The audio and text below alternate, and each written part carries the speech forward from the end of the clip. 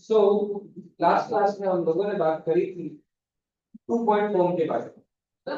अगर एक straight line का एंगल ऑफ इंक्लिनेशन आपने अटेंड की थी क्लास। अगर एंगल ऑफ इंक्लिनेशन थीटा है तो स्लोप इज tan थीटा। और अगर एक लाइन के ऊपर दो पॉइंट्स के कोऑर्डिनेट दिए हो x1 y1 x2 y2 तो slope is y2 y1 over x2 x। ये बात अपने को आती है, ठीक है ना। तो 2.4 हमने पढ़ ली थी। अब लिखना शुरू करो। Definition of intercept. टॉपिक का नाम लिखिए, definition of intercept. Definition of intercept. Intercept मतलब INTERCEPT।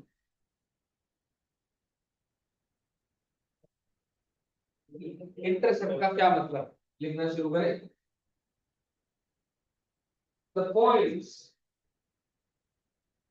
Points where the line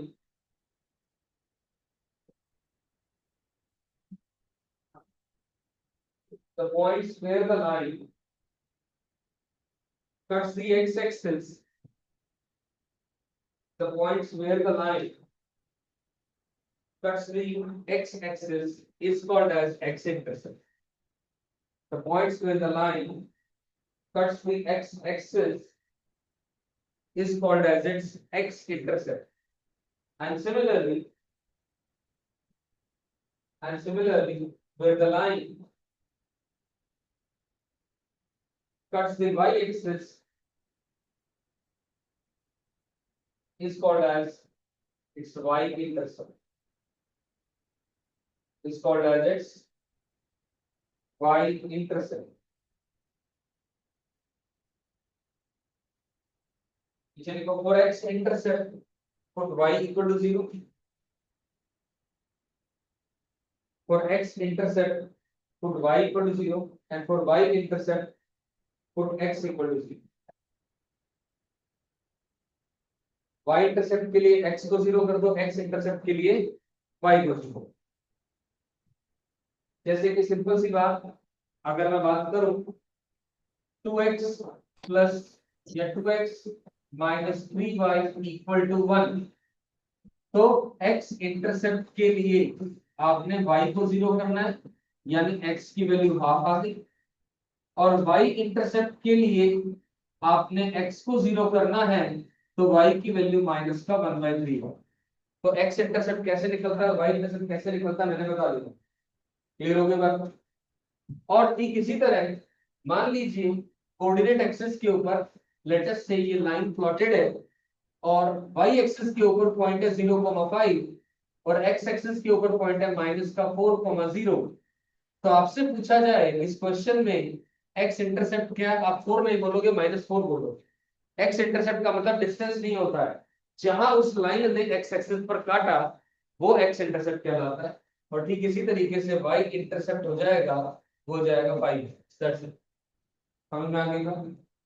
give me just a second, एक बार देखो इसको। I will write this for you. के लिए y0 y इंटरसेप्ट के लिए x0, ये बात हमने समझ ली।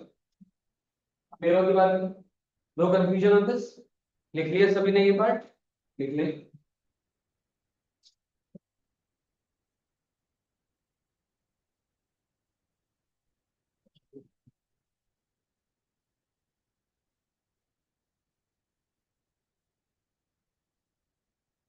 एक और फॉर्म लिखो नीचे, slope intercept form. Next form of line, slope intercept form.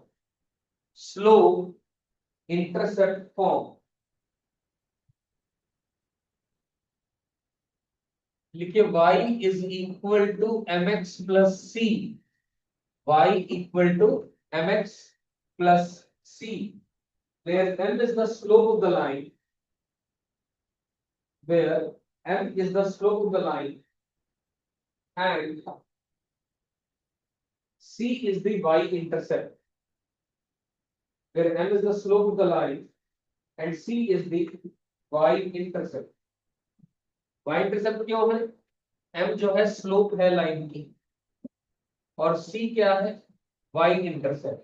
y intercept क्यों, क्योंकि y इंटरसेप्ट के लिए, और y इंटरसेप्ट आप क्या करेंगे, पुट कर देंगे x को 0। x को जैसे 0 पुट करेंगे तो y की वैल्यू c आएगी। इसे y इंटरसेप्ट कहा जाता है। अगर मैं मान लो इस लाइन को ऐसा बना देता हूं, तो ये पॉइंट आएगा 0,c। This is actually the y intercept. ये सबसे ज्यादा यूज होने वाली स्ट्रेट लाइन की फॉर्मेट की इक्वेशन, ठीक है ना। अलग अलग फॉर्म्स की बात कर रहे हैं, ये सबसे ज्यादा यूज है। क्लियर होगी बात यहाँ तक, लिख ले एक बार। y equal to mx plus c, जहां पर m जो है slope of the straight line.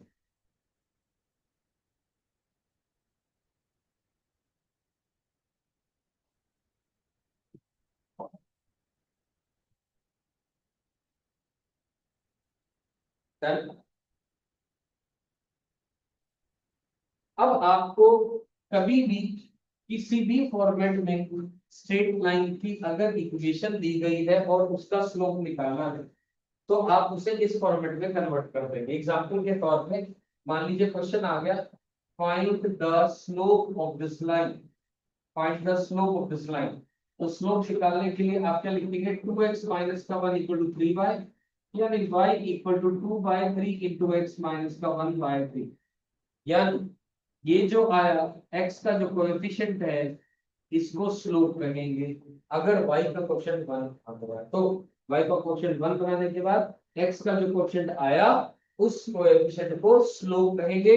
और मैं यहां पूछूं कि भैया y इंटरसेप्ट क्या है, तो आंसर शुड बी माइनस का 1/3, क्योंकि y इंटरसेप्ट के लिए x को 0 कर दो। क्लियर हो गई बात, पक्का समझ आ गया।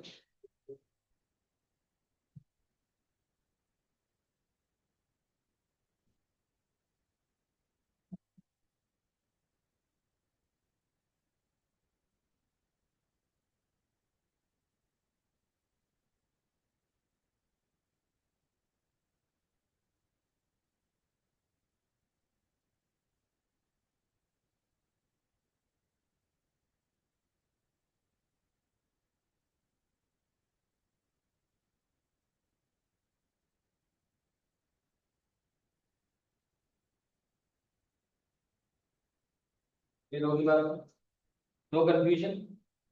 अब एक और नोट बना करके लिखोगा, मान लो ax plus by plus c equal to 0, ये दिया गया है। ये हम जानते हैं डिग्री 1 इक्वेशन से एक्स भाई, या ये बहुत general equation of straight line.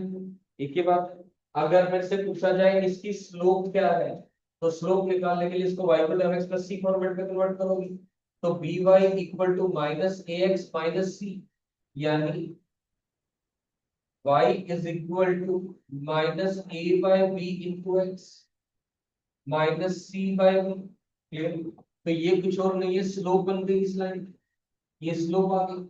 यानी जो स्लोप है एक स्ट्रेट लाइन की, अगर मैं एक जनरल इक्वेशन की बात कर रहा हूं, तो answer should be minus times coefficient of x divided by coefficient of y. ये आप इससे बिना वेरीफाई के डायरेक्टली आंसर निकाल सकते हो, टाइम बचेगा। these are the short tricks or small tricks by which हम अपना टाइम बचा लें। क्लियर,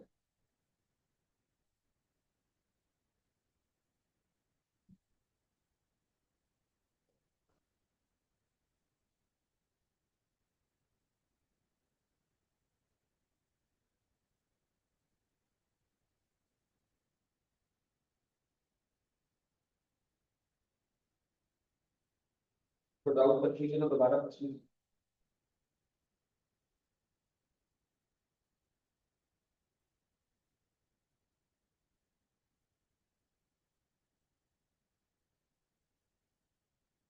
अगर मैं आपसे कल को पूछूं minus x plus 2y minus x plus 2y plus 7 equal to 0, बताइए इसकी स्लोप क्या है, क्या बनेगी स्लोप बताओ, फटाफट बोलो। माइनस का 1/2 answer is 1/2 minus times the coefficient of x divided by the coefficient of y। Clear होगी बात, पक्का समझ आ गई, और बढ़िया। देखो अगली बात पर आते हैं।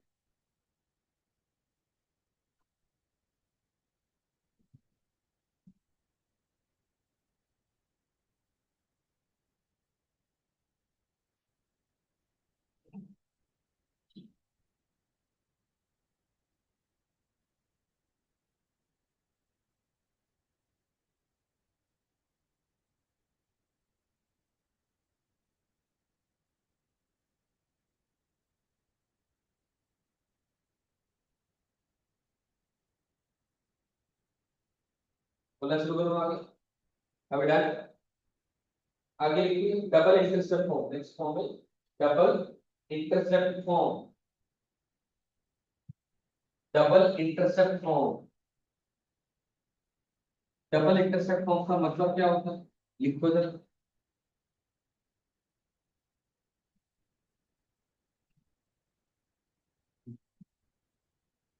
x by a plus y by b is equal to 1, जहां पर a और b दोनों के दोनों जीरो नहीं है। a को कहते हैं हम लोग x इंटरसेप्ट और b को कहते हैं हम लोग y इंटरसेप्ट। a को कहते हैं हम लोग x इंटरसेप्ट और b को कहते हैं हम लोग y इंटरसेप्ट।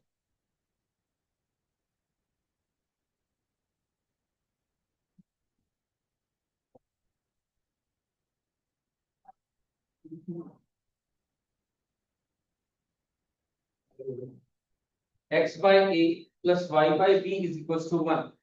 यानी कल को अगर मैं आपसे पूछूं ये बात, लेट से एक एग्जांपल लिखा मैंने, x अपॉन माइनस का 3 plus y upon 2 is equal to 1।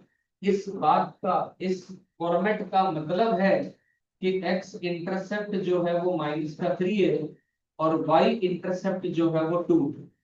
वो वैसे ही समझ में आ रहा है, डबल इंटरसेप्ट फॉर्म से भी आ रहा है। और x इंटरसेप्ट के लिए y को जीरो करते हैं और y इंटरसेप्ट के लिए x को जीरो करते हैं, वहां से समझ में आ रहा है। और अगर मैं इसको प्लॉट करना चाहूंगा, x इंटरसेप्ट -3 है क्योंकि ऑब्वियस सी बात है कि -3 को जीरो यहाँ आएगा, यानी x एक्सिस पर कहां काटा, और y इंटरसेप्ट 2 है तो ऑब्वियस सी बात है वो y एक्सिस पर यहाँ काटा 0,2 पर।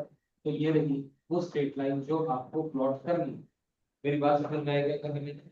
पक्का क्लियर है? एक्स इंटरसेप्ट और वाई इंटरसेप्ट का क्या सिग्निफिकेंस है, क्या मतलब है, कैसे निकालते हैं, कैसे कोरिलेट करते हैं, सारी बात अपने को क्लियर होनी चाहिए। क्लियर है जी।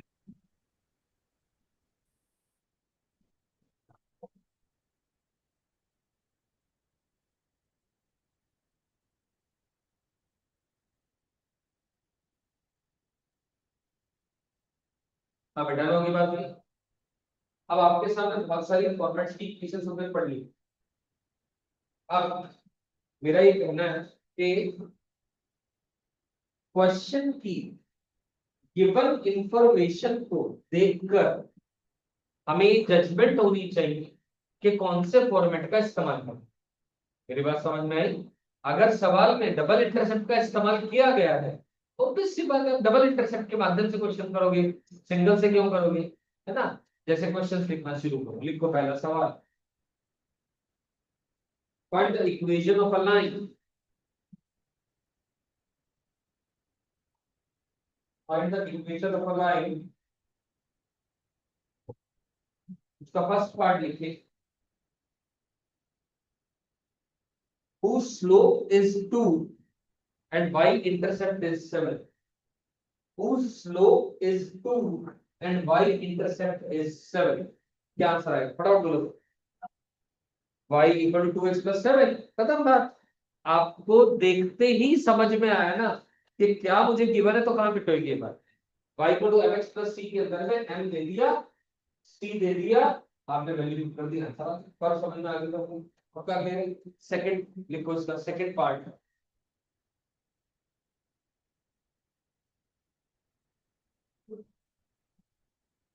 passing through origin, passing through origin and having angle of inclination as 60 degree, passing through origin and having angle of inclination as 60 degree। कोई भी लाइन अगर ओरिजिन से पास करती है वो हमेशा नोट बना करके लिख लो y equal to mx form की होगी। Any line passing through the origin, any line passing through the origin is of the form y equal to mx where m is the slope। y equal to mx format में होगी कोई भी line अगर origin से पास कर रही है, m जहां पर स्लोप है, क्योंकि y equal to mx plus c के अंदर में c y इंटरसेप्ट होता है, यहाँ पर y इंटरसेप्ट है ही नहीं, जीरो है, तो y इक्वल टू mx आ गया। अब क्वेश्चन को पढ़ो, ओरिजिन से पास कर रही है लाइन तो पक्की बात है y equal to mx format की होगी। और एंगल ऑफ इंक्लिनेशन कितना दिया हुआ है 60 डिग्री। तो इसका मतलब जो स्लोप आ गया वो आ गया tan 60 डिग्री, और tan 60 डिग्री का मतलब होता है √3। तो आंसर आ गया y equal to x√3। That's your final answer. कोई डाउट कंफ्यूजन दोबारा पूछिए। क्लियर है? बढ़िया, समझ में आ गया? पक्का? आगे लिखते हैं।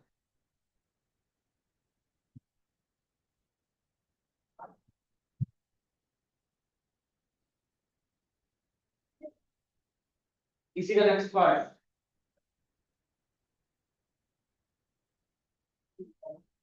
Parallel to y axis find the equation of line के ऊपर लिखा ही है। नेक्स्ट पार्ट लिखिए, parallel to y axis and at a distance of parallel to y axis and at a distance of 4 units and at a distance of 4 units from the y axis and at a distance of 4 units from the y axis। Answer बिल्कुल सही बात, x equal to ±4, क्योंकि ये रहा Cartesian plane, ये 0 0 है। 4 unit की दूरी पर y एक्सिस के पैरेलल या तो इधर आएगी लाइन या इधर आएगी, या तो ये लाइन पॉसिबल है ये लाइन पॉसिबल है, यानी ये वाला पॉइंट 4,0 आएगा और ये पॉइंट -4,0। तो आंसर आ गया x इक्वल टू +4। खत्म बात। क्लियर? आगे डन ऑन दिस पार्ट।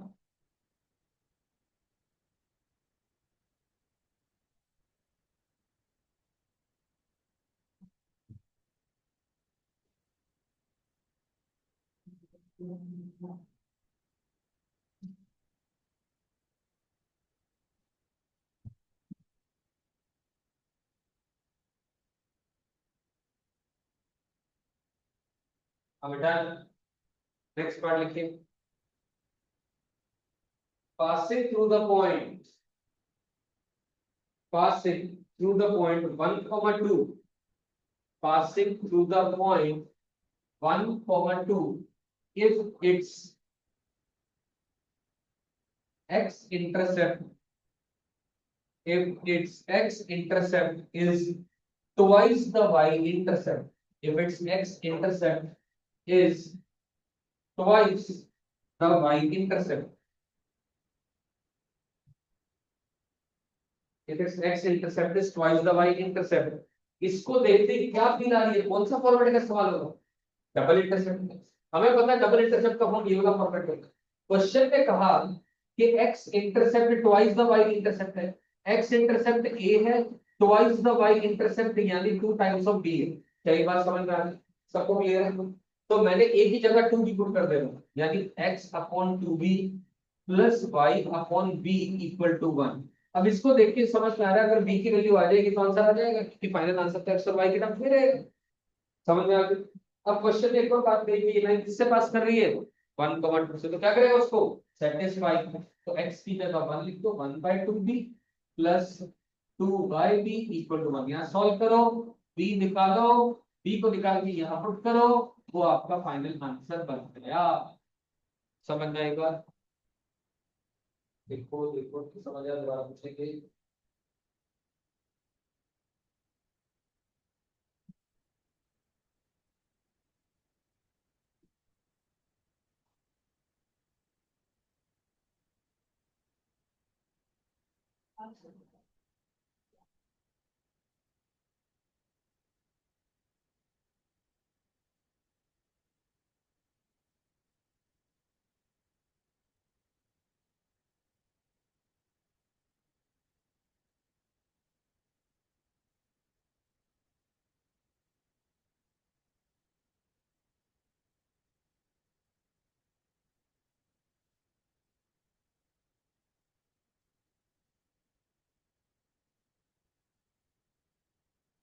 हाँ डन होगी बात यहाँ पे। आगे समझ।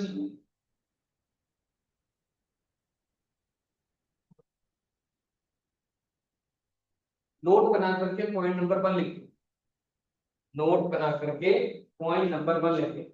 अच्छा, अब ये तो समझ में आ गया कि क्वेश्चन को देख करके कि इंफॉर्मेशन क्या दे रखे, उस हिसाब से हम उस फॉर्मेट की बात करेंगे, फॉर्म की बात करेंगे। ठीक है ना? धीरे धीरे अभी और क्वेश्चन करेंगे, एकदम से फील आनी शुरू हो जाए। ठीक है, नोट बना के पहला point, a straight line having equal intercepts, a straight line having equal intercepts, ये पहला पॉइंट है।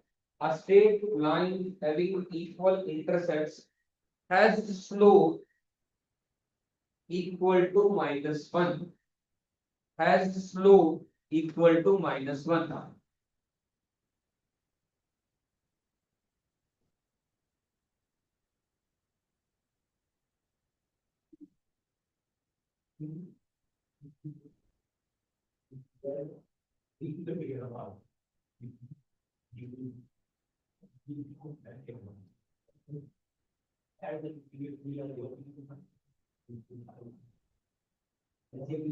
स्लोप -1, ऐसा क्यों?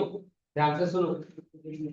इक्वल इंटरसेप्ट का मतलब, इंटरसेप्ट का मतलब डिस्टेंस नहीं होता, इंटरसेप्ट का मतलब होता कहां एक्स एक्सिस पर काटा और कहां वाई एक्सिस पर काटा। ठीक है ना हर्षिता, मेरी बात समझ में आ रही है? ठीक है ना, इंटरसेप्ट नेगेटिव भी हो सकता है, पॉजिटिव भी हो सकता है, ऐसा डिस्टेंस से इंटरसेप्ट का कोई लेना देना नहीं। क्वेश्चन ने कहा या स्टेटमेंट ने कहा a line having equal intercept, equal intercept का मतलब ए और बी दोनों बराबर है, क्योंकि इंटरसेप्ट वर्ड का इसी पे सीखा है। इक्वल इंटरसेप्ट का मतलब है एक्स इंटरसेप्ट और वाई इंटरसेप्ट दोनों बराबर है, यानी ये भी ए है ये भी ए है, x by a plus y by a equal to 1, इसका मतलब x plus y equal to a. इस इक्वेशन को देख के साफ पता चल रहा है कायदे से स्लोप -1 आएगा। समझ में आ रहा है साफ है ना, y इक्वल टू माइनस का x प्लस ए हो जाएगा ना, स्लोप -1 आएगा। डायग्रामेटिकली क्या मतलब होगा इस बात का? डायग्रामेटिकली या तो ये केस होगा या ये केस होगा, और कोई केस हो नहीं सकता। क्यों? ये इंटरसेप्ट बराबर है तो ये दोनों पॉजिटिव है और लेंथ बराबर हो जाएगी, ये दोनों पॉजिटिव है लेंथ बराबर है तो ये एंगल तो 90 होता है, ये और ये एंगल 45 हो गए, तो ये एंगल 135 डिग्री हो गया, और m is equal to tan of 135 degree, answer -1। कुछ समझ आई बात? क्या नहीं? पक्की बात क्लियर है सभी? पक्की बात समझ में आ रही है? Everybody able to understand? Shivam समझ में आ रही है बात? ठीक है, और इधर भी मैं कहानी बोलूं, ये भी नेगेटिव है ये भी नेगेटिव है, अगर ऐसा केस बोलता ये नेगेटिव हिस्सा है और ये पॉजिटिव है, ये बात एक्सेप्टेबल नहीं है। ये बात एक्सेप्टेबल है तो ये और ये बराबर है, तो ये 90 ये 45 है, ऑब्वियस सी बात है ये फिर से 135 डिग्री ही होगा, तो स्लोप ऐसे केस में -1 आ जाएगी। बता रहा हूँ ये बात, पक्का क्लियर? श्योर? देख लो।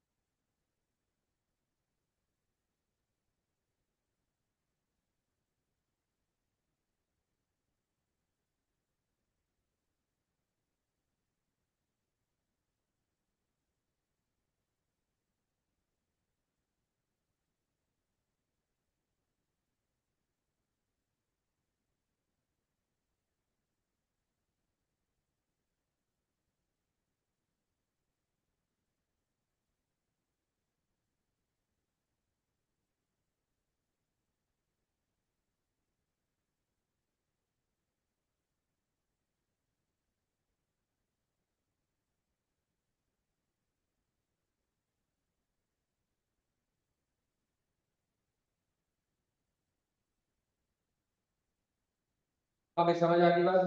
पक्का क्लियर है? पॉइंट नंबर 2 लिखो, ये नोट्स का पहला पॉइंट था। देखो point number 2, align equally inclined, align equally inclined with the coordinate axis, a line equally inclined with the coordinate axis has slope equal to +or -1, has slope m equal to plus or minus 1, एक ऐसी line जो equally inclined है coordinate axis के साथ में, तो उसका slope plus या माइनस 1 होगा। यानी या तो ये केस हो जाएगा, ये केस है तो इक्वली इंक्लाइंड का मतलब ये वाला एंगल और ये वाला एंगल बराबर है, तो ये 45 हो गया, ये वाला 135 पर आंसर आ गया -1 स्लोप। या फिर इक्वल इंक्लाइंड का मतलब ये वाला एंगल बराबर, ये वाला और ये वाला एंगल बराबर है, ये 90 है तो ये 45 हो गया, यहाँ पर स्लोप 1 आ गई, यहाँ पर स्लोप -1। तो दोनों बातें संभव है अगर the lines are equally inclined with the coordinate axis। समझ में आ गई बात? पक्का क्लियर? नो टेंशन बाजी, बहुत बढ़िया।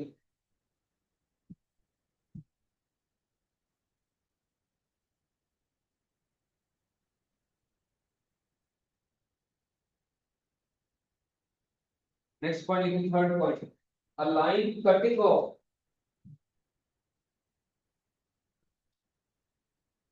a line cutting off equal a line cutting off equal non-zero distances, a line cutting off equal non-zero distances from the origin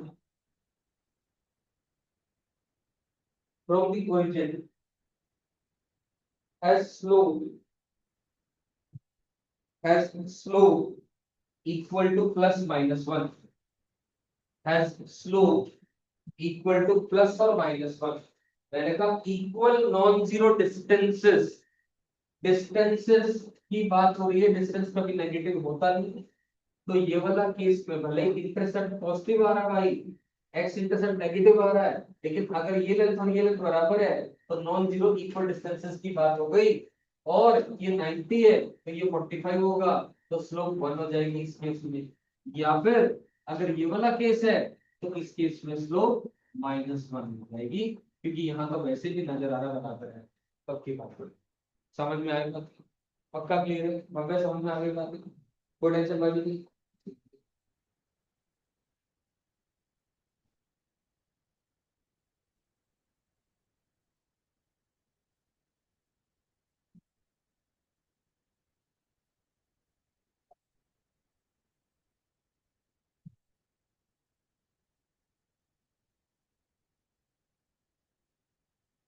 topic का नाम लिखो,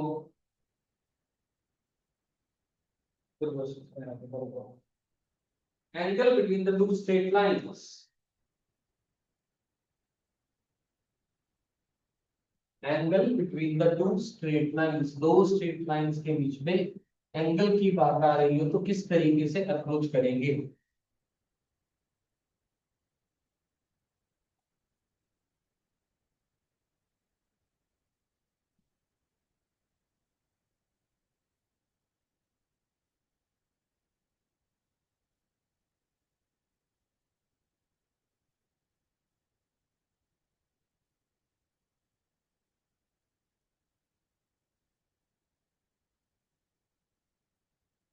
हाँ बेटा, ध्यान रखिएगा, टॉपिक का नाम है angle between the two straight lines, ध्यान से सुनेंगे। मान लीजिए ये कोई एक स्ट्रेट लाइन है L1 equal to 0 with slope m1, और लेट अस से ये कोई एक स्ट्रेट लाइन है L2 equal to 0 with slope m2, ठीक है क्या? और इन दोनों के बीच में लेट अस से ये कोई एंगल थीटा है, इन दोनों के बीच में, दो स्ट्रेट लाइन के बीच में एंगल थीटा है। तो तीन बातें संभव है, मतलब तीन बातें क्या, या तो दोनों लाइनें पैरेलल हो, या परपेंडिकुलर हो, या कोई और एंगल हो सकता है, या तो पैरेलल होंगी या परपेंडिकुलर होंगी या कोई और एंगल है। तो अगर मान लो एंगल थीटा है तो इनके बीच में रिलेशन होता है tan theta is equal to modulus of m1 minus m2 whole divided by 1 plus m1 m2। tan theta is equals to modulus of m1 minus m2 divided 1 plus m1 m2, जहां पर m1 और m2 दोनों lines की slopes हैं और theta उनके बीच का angle है, और मोड लगाने का मतलब considering theta as acute angle हमने माना, considering theta as the acute angle, theta को एक्यूट एंगल मानते हुए हमने ये बात करी। क्लियर होगी बात? ये स्ट्रेट लाइन की लिखने की इक्वेशन है L1 इक्वल टू 0। मतलब एक स्ट्रेट लाइन को L से रिप्रेजेंट किया जाता है। एग्जांपल के तौर पे मैंने कहा L1 को मैंने कहा ये लिख लिया मैंने x plus y minus 3 equal to 0। ये L1 इक्वल टू 0। और मान लो स्ट्रेट लाइन L2 है x minus 2y plus 7 equal to 0। ये दो स्ट्रेट लाइन्स आ गई। समझ में आ गई? तो कर लिए।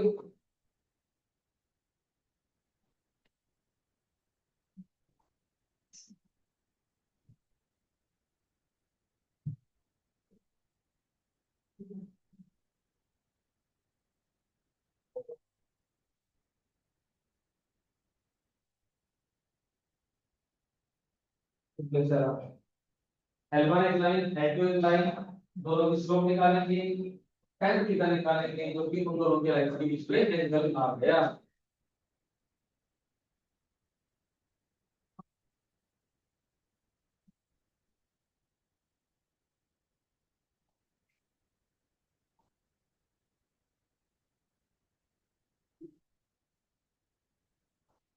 लिखना है बराबर से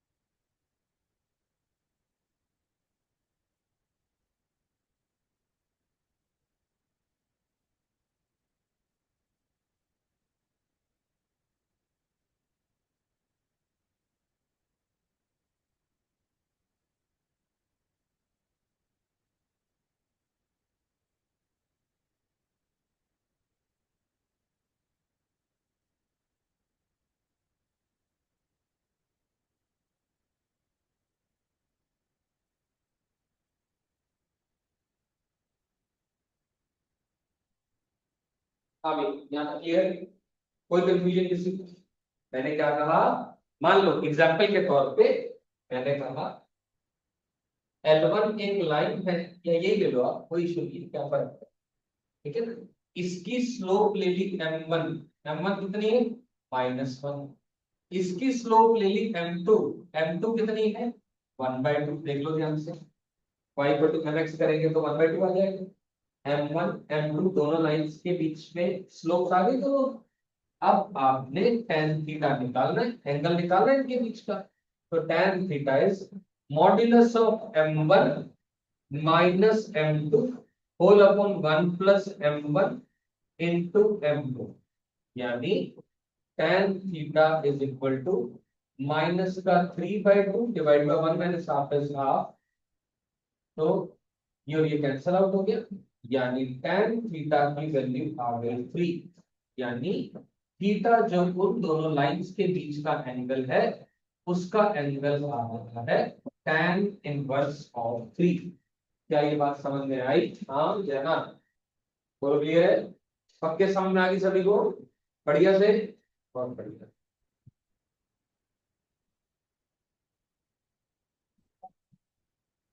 इन सबके प्रूफ बिल्कुल भी इंपॉर्टेंट नहीं है, इनका रिजल्ट और एप्लीकेशन इंपॉर्टेंट।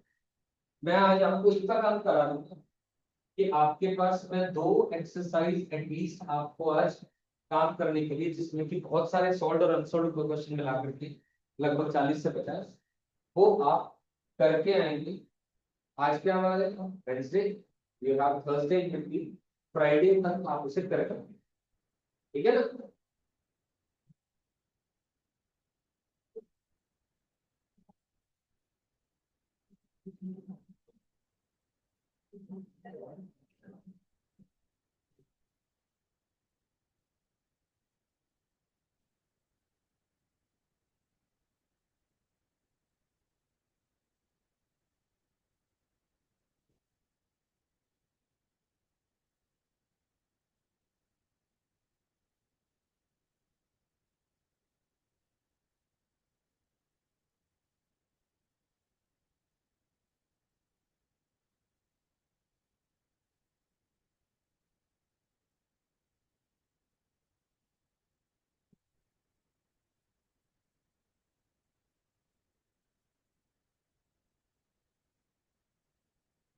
चलो की बात नहीं, आगे लिखिए। If theta is equal to zero, if theta is equal to 0, then m1 is equal to m2, then m1 m2 के बराबर है, that is L1 line parallel to L2, दो लाइंस पैरेलल हो जाएंगी अगर उनके बीच का एंगल 0 है, यानी m1 is equal to m2 आ जाएगा।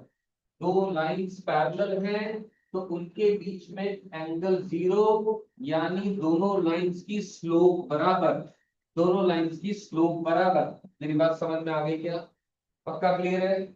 100%। अब इस बात के बेस पे एक क्वेश्चन करेंगे, लिखो जरा क्वेश्चन लिखो। Find the equation of a line, find the equation of a line parallel to the line L1, find the equation of a line L2 लिख दो, find the equation of the line L2